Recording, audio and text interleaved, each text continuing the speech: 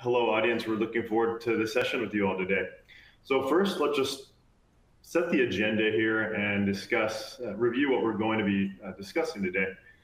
So we will be talking about compensation philosophy reviews in terms of what that process means of creating pay analysis groups, selecting wage influencing factors, to include in-pay models and testing models for reliability and robustness, as well as the ability to determine whether any wage influencing factors have been tainted by bias. And then if we have some time at the end, we'll also hear from you and answer any questions that may arise during the session. Okay, let's keep going here. So first, before we start with our core discussion, for anyone that may not be familiar with Trusaic, we wanted to lay a little bit of a foundational understanding of who we are as an organization. So we are a technology and services company whose mission is to create a better working world for all. So we are passionate about helping organizations build world-class workplaces.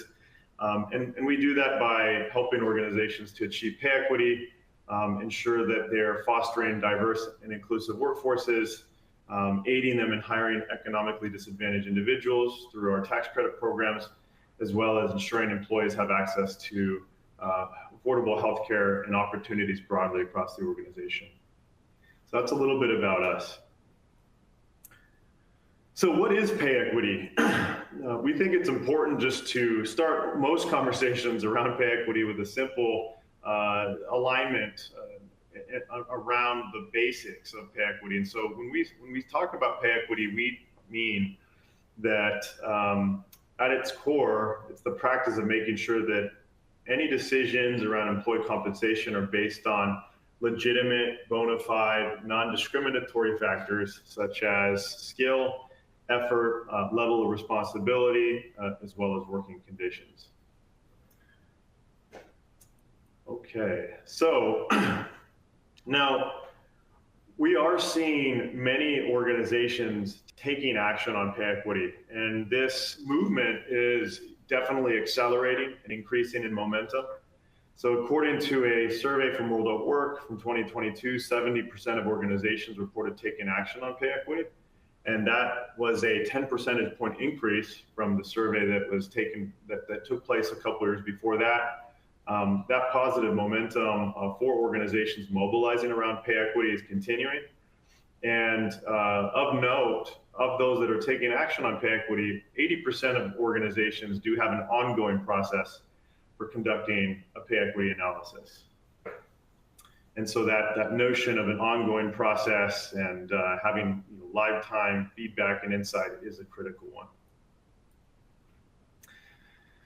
So we'd like to take just a quick moment to hear about you as organizations and understand how you're doing pay equity today. So are you using a third-party consultant? Are you using software? Are you using a law firm? Are you doing it in-house? Or are you exploring options? So we'll just take a few moments to allow people to input your particular facts and circumstances on this question. Actually, updated results. So almost a third are exploring options, roughly one half are doing pay equity in-house, and then a small percentage are using consultants versus software versus a law firm. So those are interesting results. Thank you for participating in that survey. And we're going to continue now. So when organizations think about conducting a pay equity analysis or a pay equity review, you're probably very familiar with the process of multiple linear regression analysis, right? Statistical modeling, and the idea of creating a remediation strategy. And oftentimes we find that organizations have a tendency to want to jump straight to that portion of the pay equity process. But what we find, and we spend a lot of time counseling organizations around, is the importance of spending time up front to set the right foundation for the analysis to ensure that any remediatory actions are based on a rigorous and comprehensive analytical process. And so it's really, we find critical to spend time up front before you start to try to delve into the results of regression analysis. Setting that foundation is very critical. And so when we think about setting that foundation, really the first fundamental step is a compensation philosophy review. So what's a compensation philosophy review? The comp philosophy review involves developing a deep understanding of the organization's compensation strategy. So the way that the organization thinks about the types of behaviors and factors that it would like to reward, and its pay programs or its mechanisms for effectuating that strategy. So with respect to evaluating a compensation philosophy, here are some key questions to consider and to understand. So number one, what are the primary objectives of the compensation strategy? To what extent is variable pay formulaic, right? Is it highly kind of prescriptive, or is there discretion for managers in setting variable or base pay adjustments? Are there differences across lines of business, across divisions, across different leaders? Are there sales employees that are part of the organization that may be operating under an entirely different compensation model than the rest of the organization?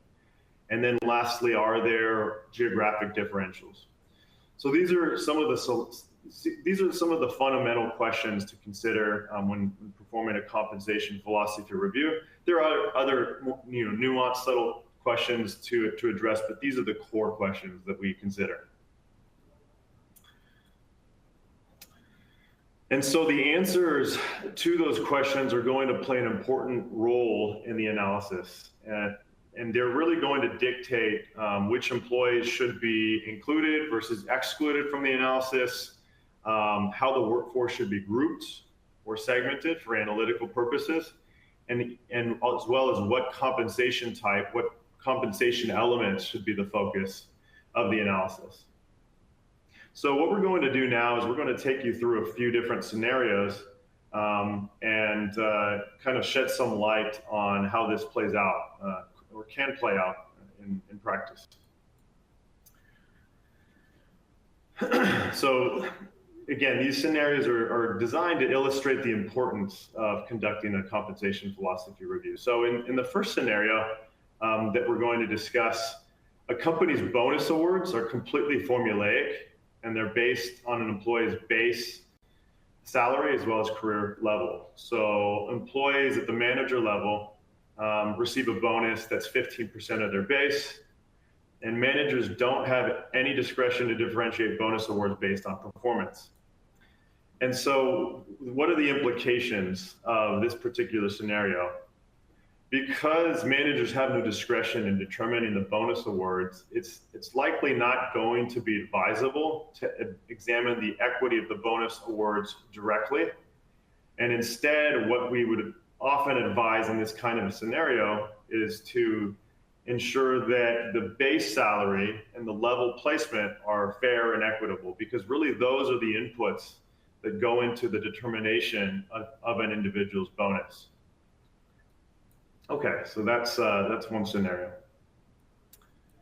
So the second scenario we'll review is a situation where the company has sales and non-sales employees, and for the sales portion of the workforce, they have total target compensation, TTC, this may be referred to as OTE, on target earnings as well. And so TTC is the base salary plus the commission that's paid if sales folks meet 100% of their target. Whereas for the non-sales workforce, really the primary form of their compensation is base salary. And so the implication in this situation is that it's advisable to run separate pay equity analyses for sales versus non-sales. So when you're segmenting the workforce, this should be a consideration that goes into the grouping determination for the employees that are going to be analyzed. And for sales employees, the focus would take a look at total target compensation. And for non-sales, the analysis would focus principally on examining base salary. So that's a second scenario. In the third scenario, this company has union and non-union employees.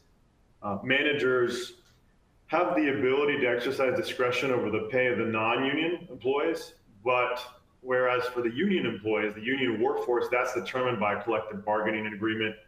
And perhaps the CBA was recently renegotiated. It's going to be in effect for the next 3 years. And there's very little that the organization can do at this point in time to change that reality. And so because of that, it may be advisable to exclude the union workforce from the pay equity analysis, or at least to segment it out. And because of the fact that that contractual bargaining agreement was recently negotiated. The reality is that for those union employees that are subject to the CBA, that pay equity analysis is not going to be particularly actionable at this point in time. That will change, obviously, as the contract nears expiration, at which point it's likely more advisable to conduct a pay equity analysis that includes that portion of the workforce.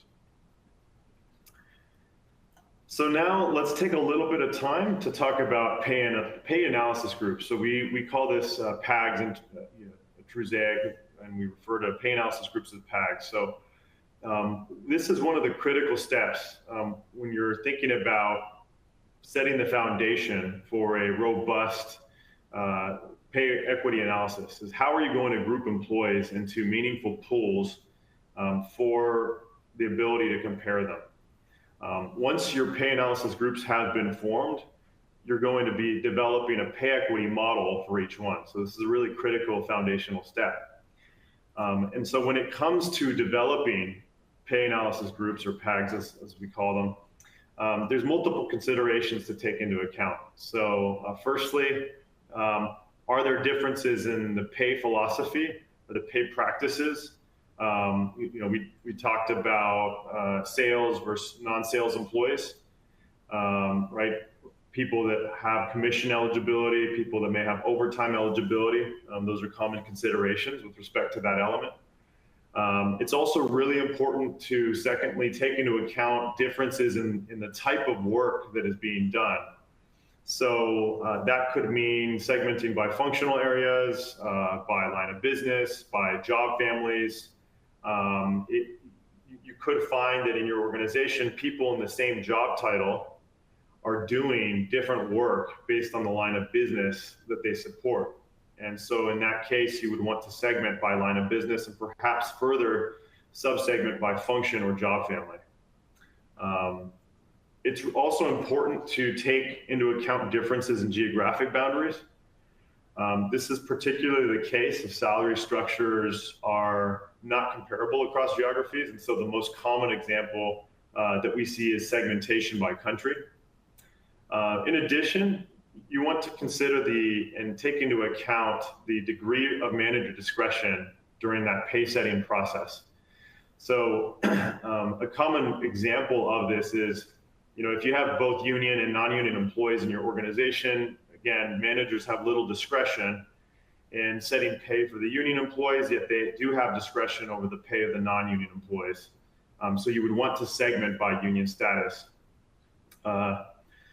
So a caveat is that if you segment, if you do choose to segment your workforce too narrowly or too finely, too many groups that are too small, you may limit your statistical power. And so that would make it more difficult to detect pay inequities because you're limiting the statistical power. Whereas for the alternative is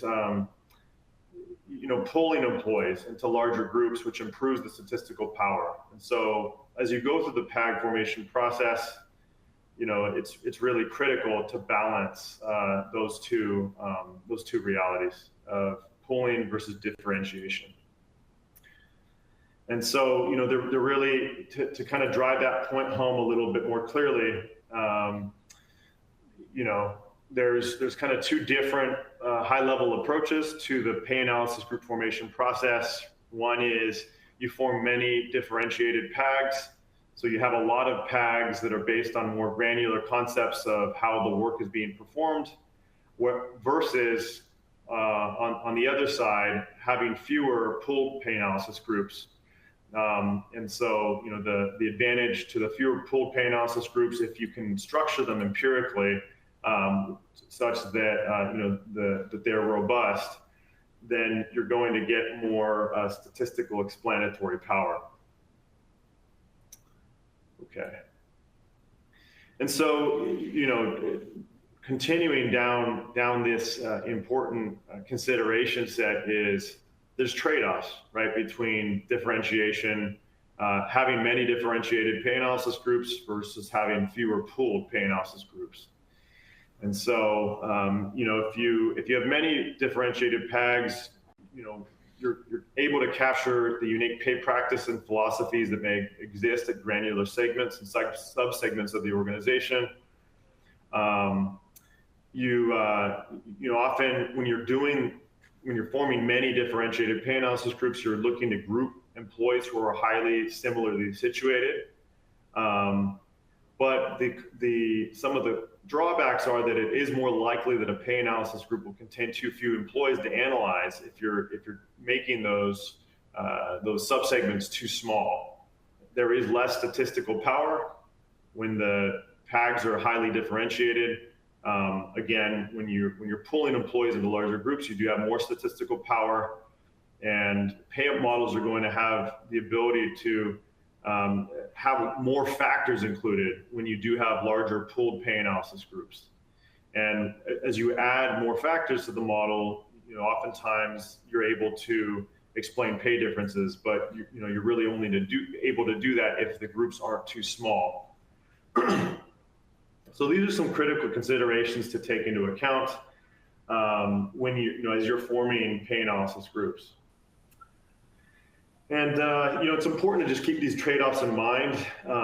And we do feel comfortable and confident that we have very robust practices that help employers as they go through this consideration set. You really want to make sure that you're balancing the compensation reality that exists at the organization and layering empirical testing against that fact pattern understanding to make sure that you have confidence in in balancing these two tensions that exist when looking to form pay analysis groups. So with that, I'm going to hand it over to Mark Dwyer, and Mark's going to take over. He's going to share his thoughts on wage influencing factors, reliability, and robustness testing and tangent variables. So thanks so much, Mark. Thanks, John. And welcome, everybody. It's great to be speaking with you today. So as John just laid out, PAGs are sort of the first broad issue that one thinks about in terms of conducting a pay equity audit, pay equity analysis. And then within each pay analysis group, one finds wage influencing factors. So wage influencing factor is a factor reflecting skill, effort, responsibility, working conditions, or location applied fairly and consistently in determining employees' compensation. So this list of factors comes from the 1963 Equal Pay Act, which was regarding gender discrimination. So along with these, WIF factors are the core of a pay analysis within a pay analysis group. The other elements in a regression model that is underlying is applied to a pay analysis group are factors to detect discrimination. So we've got factors to detect discrimination, such as a gender measure and a race ethnicity or an age variable, if you're interested in age discrimination. And then you've got wage influencing factors that are controlling for these other drivers of pay. Wage influencing factors, or WIFs, as I'll probably lapse into calling them, can be constructed in a myriad of ways, and we'll see some of that flexibility in a couple of minutes here. So the roles of WIPs in a pay equity review are really to capture those compensable factors, those legitimate compensable factors that a business wants to differentiate compensation for. They represent the elements of a pay philosophy. Excuse me. The pay equity analysis, how does it work, right? So a factor could be something like a job title. Another factor could be a department, division, time and position. So those are examples of wage influencing factors. And what the pay equity audit, the regression underneath that is doing is assigning weights to those factors, weights that are determining what someone's paid or predicting what someone should be paid based on the combination of wage influencing factors that individual has and that their role requires. So first, measuring this neutral pay practices, WIPs enable the detection of pay inequities because they're controlling for these neutral pay factors that move pay around. So you want to get a handle on what are the legitimate differences in pay so you can measure any that are not explained by those legitimate factors. The relevant WIPs depend upon the compensation outcome of interest. And John mentioned that a moment ago, that if you have different types of compensation, you're probably going to be using different wage influencing factors. In our experience, base salary tends to use more wage influencing factors. Not always, but typically. Bonus and bonus and stock are often analyzed, and stock awards like long-term incentives. And those tend to be relatively sparse in the number of wage influencing factors. In fact, there may only be a bonus target or a stock equity target that's the real driver. And so there are very limited wage influencing factors in those analyses. Another example is on-target earnings that John mentioned. So for sales staff, right, there could be different factors influencing sales compensation from other roles. So WIPs account for this portion of the raw or unadjusted pay gap that are due to differences in skill, effort, responsibility, work conditions, or location. So now let's just focus on that for a moment here, because it's going to come back when we talk about tainted variables, which is there's typically a raw, say, gender pay gap in an organization, and we could even drill down and say, let's say that we're focusing on a pay analysis group. Okay, so we have a pay analysis group. Maybe we're looking at sales workers. So there's a pay gap, or an unadjusted pay gap within sales, let's say, between men and women. And there now are other factors that are the legitimate factors, these wage influencing factors that we want to compensate for, which are going to shift pay compensation around for these different workers in sales. So typically what we'll see is that once we account for those, any remaining pay difference between men and women is smaller, okay, than what that initial headline unadjusted pay gap was. Now, what that means is that those legitimate differences are not evenly distributed across workers of different genders. So, for example, it's maybe some sort of performance metric, okay, that we're seeing a difference in performance metric between men and women in sales. And so when we account for performance, we're accounting for their pay differences, a portion of their pay differences, and maybe there's still something left over, okay, but it's typically smaller.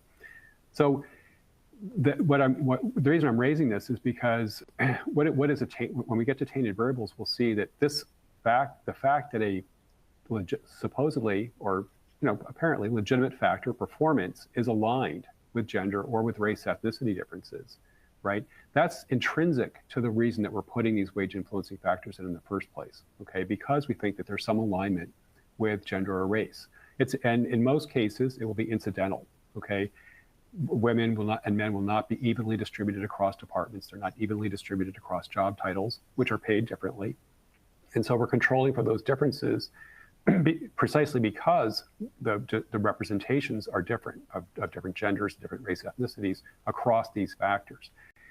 The issue of tainted variables that we'll come back to is when these differences in representation are extreme, okay? So, but I'm just giving you sort of a idea as to what the role WIFs, the very essence of WIFs, their very role is to account for this lack of perfect equal representation across different factors and its effect on compensation. So which WIFs to include?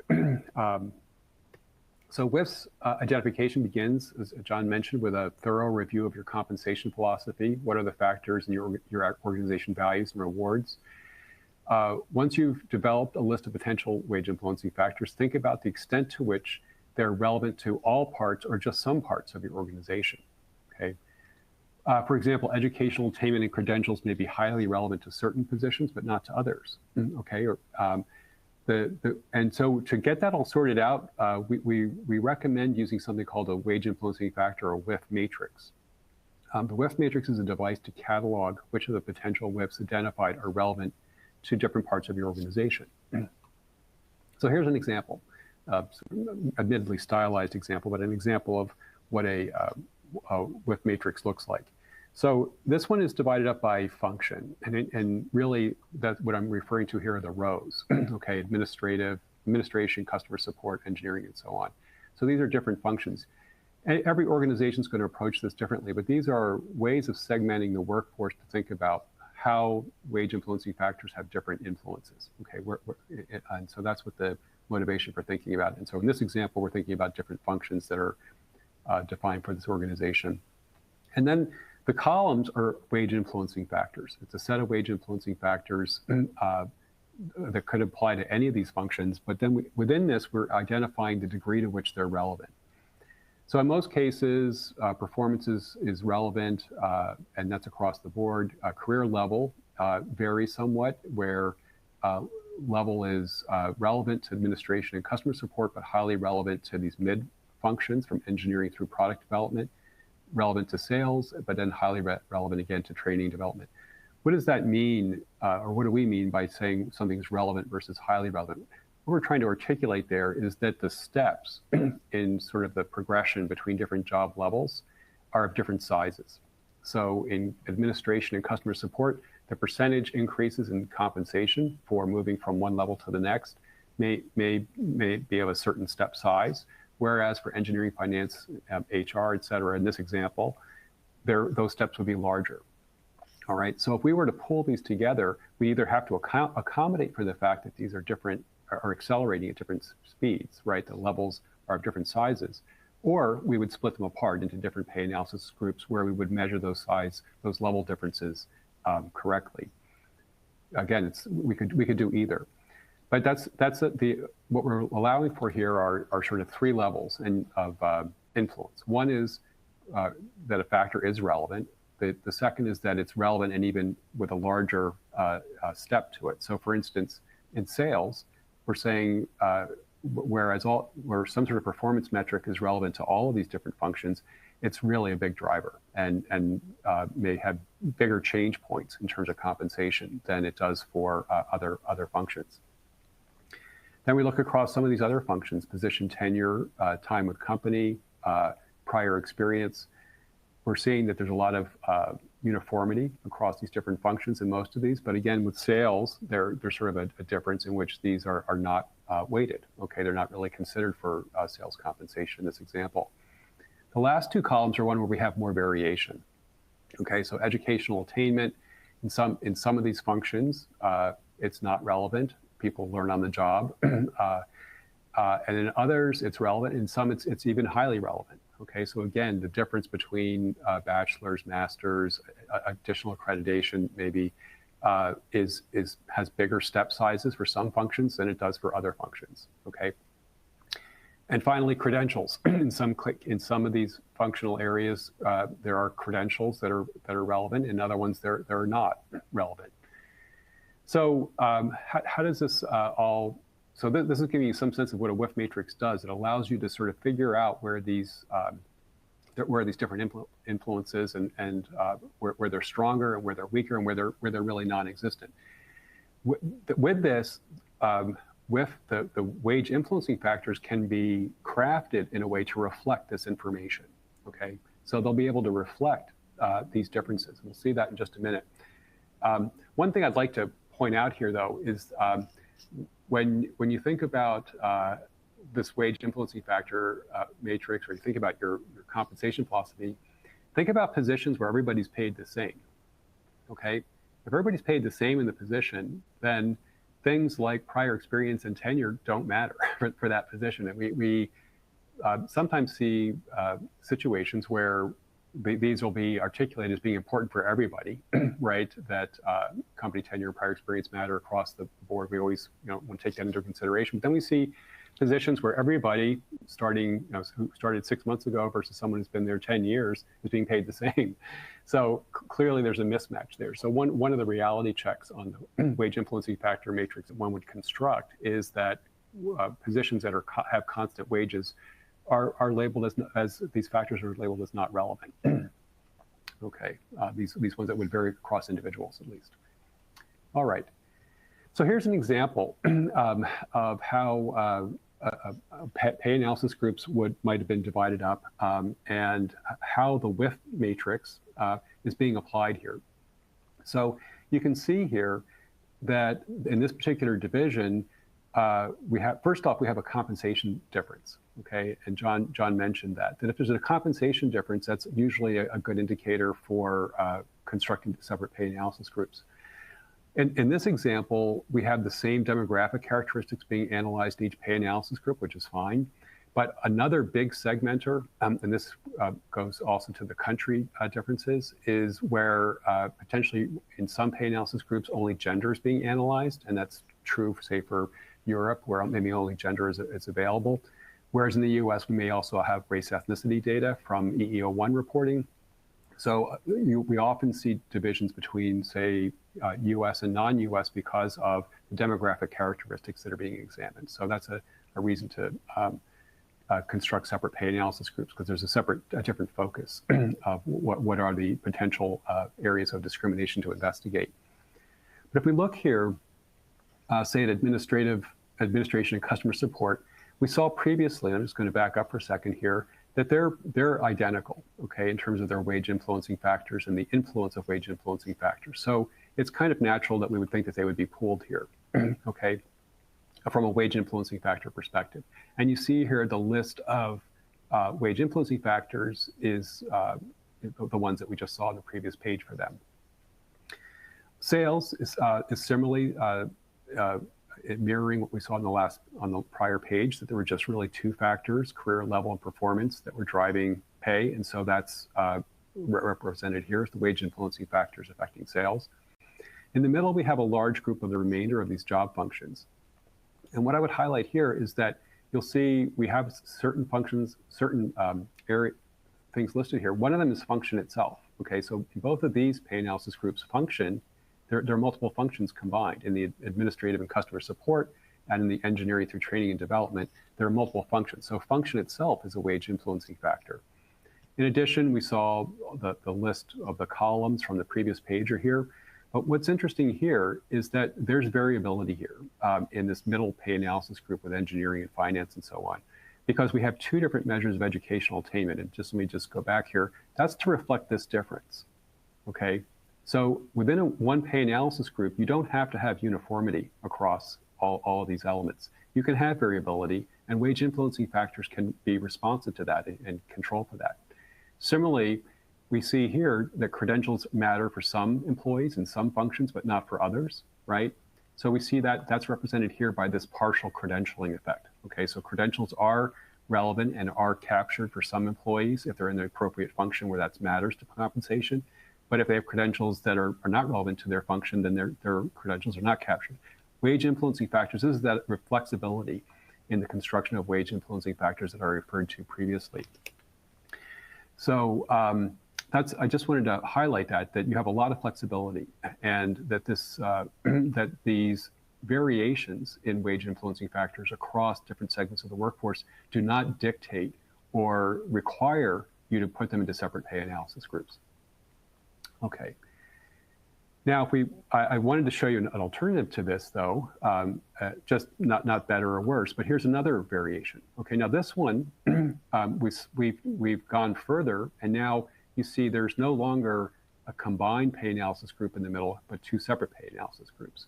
And now the educational attainment is listed just once separately in each of these groups, because there's no variation in the weights within the pay analysis group. The variation in a bachelor's, the value added to compensation of a bachelor's and then of a master's, it's going to be different potentially between these two groups, right? But we don't have to control for those differences within a pay analysis group.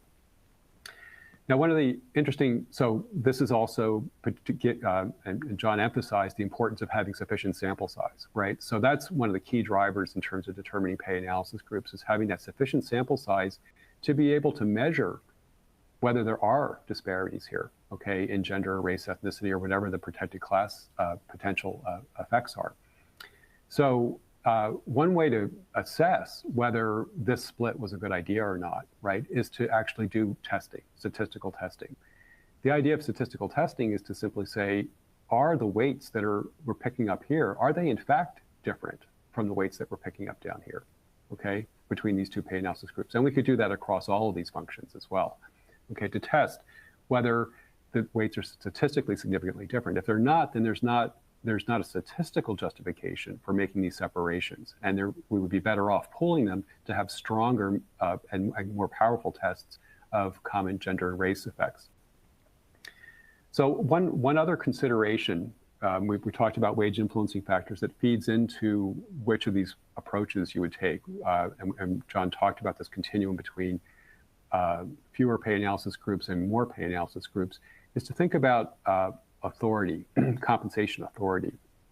And where does it make sense to look for discrimination? Where, John talked about, where is there discretion, right? So it completely makes sense that if there are low and high discretion segments of the workforce in terms of where the managers have discretion to make, to affect pay, to separate those, right? Because there's just different levers that can be applied. But also to think about, if you were to find disparities, who would be the person who would lead that? Who would be the person to go to be accountable for addressing those pay disparities, right? If it's split up among, if you constructed a grouping, a grouping that has many different individuals, and there's no one person, or small group of individuals to be the focus of leading addressing those pay disparities, then that might be something to take into account. That you want to define pay analysis groups so that there's distinct areas of responsibility. All right.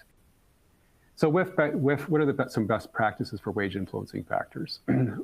Wage influencing factors should obviously be constructed to capture the specifics of your pay practices. The more attuned that with matrix is, the more specific it is, the better your results are going to be, the stronger your results are going to be.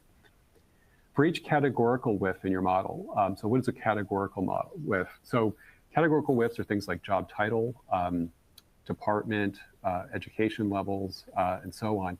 Each category should have at least 5 employees within the pay analysis group, okay? So that's to be able to reliably measure that weight, that effect of that wage influencing factor.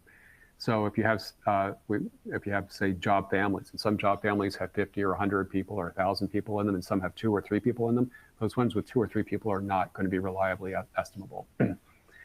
And where this really comes home, this idea of having at least 5 employees, is often in job titles. Low incumbency, we mean just few people, okay? Fewer than 5 people in a job title. Because job title is sort of the go-to descriptor that people think about differentiating pay, right? One job title gets paid differently from another because they're capturing different functions. But for virtually all organizations, there are a ton of people that are in positions that have fewer than 5 people in them, okay? So what to do in that context? Really, we don't recommend estimating those job titles. They can lead to quite erratic results, both in trying to predict pay and in terms of measuring pay disparities. So instead, think about what factors are behind those positions, behind those job titles, particularly with that low incumbency, those few employees that are in them. Things like job function, job family, job level, location, all of these and additional factors, revenue responsibility, client facing, whether it's management or individual contributor, all of these elements that are, the intersection of them are helping to define what that job title is, right? So those elements, which would have greater representation, there'll be more people in that job level than are in that job title. There'll be more people that are client facing than there are this particular job title. Those will help to identify different wage levels, different compensation levels for these low incumbency job titles. But be aware that a standard approach to pay equity is to consolidate data so that there are at least 5 employees per factor, per wage influencing factor. Now, this doesn't apply to tenure, to time and position, obviously, but it does apply to anything that has a categorical nature where employees are going into different groupings. Okay, fourth, aim for model adjusted R-squared of at least 70%. Model adjusted R-squared is the measure of how much of the pay variation that we see in the data is being explained by the wage influencing factors. And so we're saying at least 70% is a good yardstick to use. If you're far below that, then the wage influencing factors that have been proposed are just not explaining the differences in pay very, very well, right? And the real key there is to think about what additional wage influencing factors might be constructed, might be developed that would capture those pay variations. Number 5, ensure the ratio of the number of employees in the PAG to the number of WIFs is at least 5. So this is sort of like number 2, but it's at the sort of overall pay analysis group level, okay? That if you've got, 50, whatever the number of wage influencing factors that you have in there, if you have, say, 10 wage influencing factors in a small pay analysis group, that you have at least 50 employees to support that. So, and that's just a common statistical and regulatory requirement, okay? And in fact, the OFCCP's guidelines are that this ratio should be at least 10 to 1, okay? So 5 is really the lower bound in terms of having enough data, i.e. employees, to support the wage influencing factors that you're trying to measure. This is, again, to ensure that the wage influencing factors are reliable and that they're not what's called overfitting the model, which means going to, again, lead to erratic predictions and unreliable results. And then this final one, number 6, is another take on that, which is that the wage influencing factors themselves, at least 70% of them should be statistically significant, okay? And again, that's kind of a lower bound, and it's a guideline. This is trying to demonstrate empirically that the wage influencing factors are explaining pay variations. All right. So some of those, what I just referred to, are what we call pay analysis group reliability. But we're going to talk for a moment about reliability and some additional testing for robustness. So just as this slide is stating here, you run you form a pay analysis group, you run a pay equity audit, and you do a regression analysis. You get statistically significant effects on a gender, find a statistically significant gender or race disparity. Okay, so what do? Do you remediate on that? And what we just went through are with best practices. So those are some criteria that can be used to take a second look, okay, and to make a second assessment about whether remediation should be your first step. So reliability and robustness. We've talked about these first 3. Again, explaining 70% of the variation in pay, that you have at least 5 employees supporting each wage influencing factor. The proportion of wage influencing factors that are statistically significant is 70%. We refer to this as pay analysis group reliability, these first 3. So without those, it's not clear that you're going to be able to make very good predictions, and it could be affecting the reliability of the disparities that you're measuring as well. Okay, so in the failure of those, in the absence of these conditions, we don't recommend engaging in pay adjustments as your first effort. Rather, there's probably a higher priority is trying to shore up the pay analysis itself. We have 2 more that we refer to as robustness measures, and where these are measures, these first 3 are about the pay analysis for the pay analysis group as a whole. These are about the individual disparities that are being measured. So the gender disparity that's being measured, or the black-white disparity in pay that may be measured, okay? For statistically significant pay disparity, suppose you measure a statistically significant gender disparity, the disparity remains when WIFs are added to the model.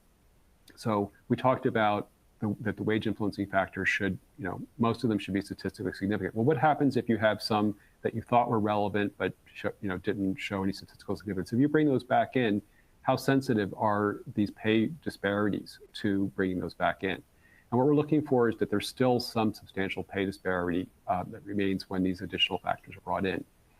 And then as another kind of robustness measure is when influential observations are dropped from the model. So there's a statistical measure, one of them is leverage, there are some other ones that measure when an individual employee's characteristics, the position that they're in, maybe the tenure that they have and so on, are unusual. And those can be very influential on outcomes. So one, we don't think there's anything wrong with their data, but one robustness test is to see what happens if those individuals are taken out.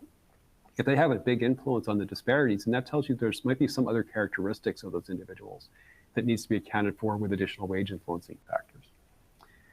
Okay, so that's for statistically significant pay disparities, but we don't want to forget about the ones that are, there are other disparities that are not statistically significant, okay? But how insignificant are they? Because remember, we're typically imposing a 5% statistical significance threshold. That's sort of like the industry standard, the standard for regulatory, most regulators also use a 5% statistical significance threshold. But that's creating sort of a line in the sand, and things might be just below that, okay, in terms of that there's a disparity measured, but it's just below a statistical significance. So we also want to look at the robustness of things that we're not focusing on, right? Because they're not quote unquote statistically significant. Statistically insignificant pay disparities at the 5% level remain below a 10% level of statistical significance under the preceding exercises. That is of adding additional wage influencing factors or dropping influential observations from the model. So for example, suppose we measure a gender disparity, but it's not statistically significant at a 20% level. So it's really a weak result. Okay, there's a disparity measure, but it's not statistically significant. If it stays at that level of statistical significance, then we're pretty sure with these model changes that it's not going to come back. Okay, that disparity's pretty well a statistical artifact and not something that you really need to pay attention to. But if it's initially measured at a 10% level, you may find if you're engaging in ongoing monitoring that we frequently find that that pay disparities that are below 5% statistical significance will become statistically significant in subsequent data revisions. So those are things that we want you to take into account and not potentially ignore. And that's why that we have these robustness tests there that are applying to insignificant disparities as well. Okay. So this brings us to sort of the final topic, which is back to tainted variables. Okay, so these are about wage influencing factors. Wage influencing factors may have the appearance of bias if the factor is statistically related to gender, race, ethnicity, or other protected characteristics. Common examples include performance ratings and career levels. Okay, performance rate now. We often see that career levels get flagged. And what is that telling you? It's telling you that we'll go through the criteria in a moment, but it tells you that men and women in many organizations are at different career levels, and that the men are at the higher career levels. Okay, systematically and on average. Okay, so here are the 5 criteria that Trusaic uses to identify potentially tainted WIF. So when is a wage influencing? Remember, we said at the outset that we have the unadjusted pay gap, and then we have the adjusted pay gap, which is typically smaller.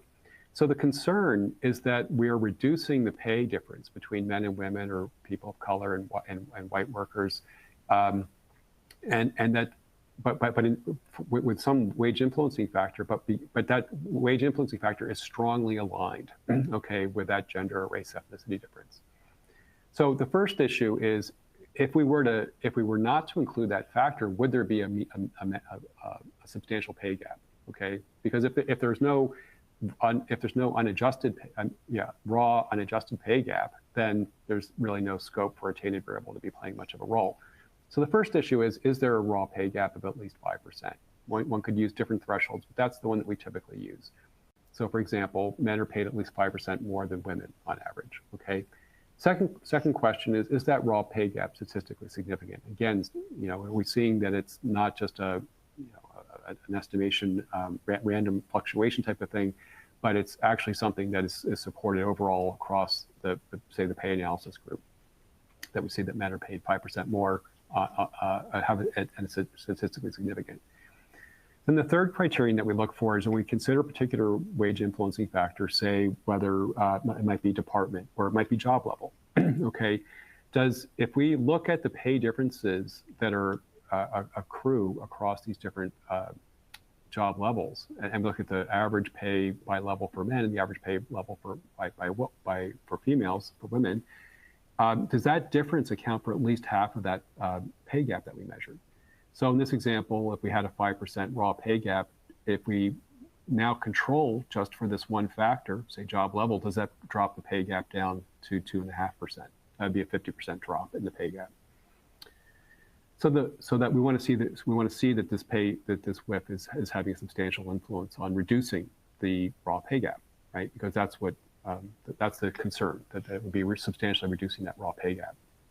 And then the fourth criterion is that the distribution of this factor is very different across men and women, or whites and people of color. Okay, so for example, the distribution of women across career levels differs significantly from the distribution of men across career levels. So we can measure that and show statistically whether that holds or not. So we have that it's having a substantial effect on the pay gap. We have that it's a statistically significant difference across career levels. Then there's one final test, which is a refinement on this fourth one, okay, which is saying, even if you include all the other wage influencing factors, do we still see a difference, okay, in terms of systematic difference between men and women, in terms of the influence of, say, level. Any wage influencing factors that hit 4 and 5 here will flag as potentially tainted wage influencing factors. Okay, and then the question is why? You know, why does an organization have those systematic differences? Why are performance measures systematically different between these two demographic groups? Right? Why are job levels systematically different? Why are departmental segregate? Why is there segregation by department? Okay, or something like that.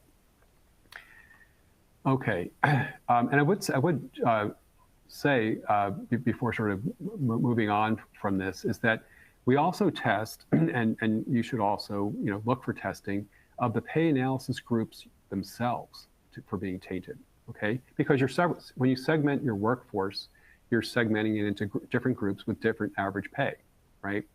Well, if it's the case that men are more highly represented in pay analysis groups that have high average pay, and women are more highly represented in pay analysis groups that have low average pay, you'd want to know that too, because that means your very segmentation has some systematic